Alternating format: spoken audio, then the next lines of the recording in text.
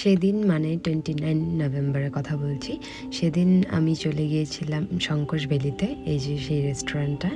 তো সেই দিনটা আমার জন্য একটু স্পেশাল ছিল, কারণ সেদিন ছিল আমার বার্থডে। তো বার্থডে লাঞ্চ করার জন্য আমরা চলে গিয়েছিলাম শঙ্করভ্যালিতে।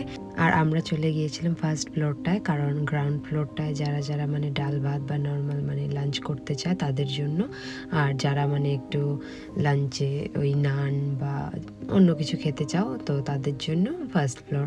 তো আমরা চলে গিয়েছিলাম ফার্স্ট ফ্লোরে, আর সেখানে গিয়ে দেখি কেউই ছিল না, একদম পুরো ফাঁকা ছিল। এই যে দেখো তোমরা, কোনো লোকজন না থাকায় আমার বেশ সুবিধেই হয়েছিল ফটো ক্লিক করাতে, ভিডিওস নিতে। আর এই যে দেখো আমার আউটফিটটা কীরকম লেগেছে অবশ্যই জানাবে, বার্থডে আউটফিটটা। আর তারপর আমরা বসে গিয়েছিলাম, বসার পর বেশ অনেকক্ষণ হয়ে গেছিলো, তখনও দেখি কেউই আসেনি। যাই হোক, আমাদেরই সুবিধা, লোকজন যত ফাঁকা থাকবে ততই ভালো।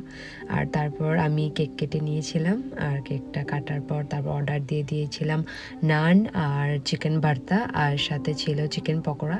তো এটা আগেই মানে সাটিয়ে দিয়েছি। তো তারপর প্লেটে নিয়ে নিয়েছিলাম নান আর চিকেন ভর্তাটা, আর ওই যে দেখো পকোড়াটা সাইডে আছে। তারপর এই চকলেটটা খেয়েছিলাম, আর রাতে মা আমার জন্য পায়েস, লুচি, বেগুন ভাজা আর ফুলকপির তরকারি করেছিল। আজকে ব্লগটা কেমন লাগলো অবশ্যই জানাবে। টাটা।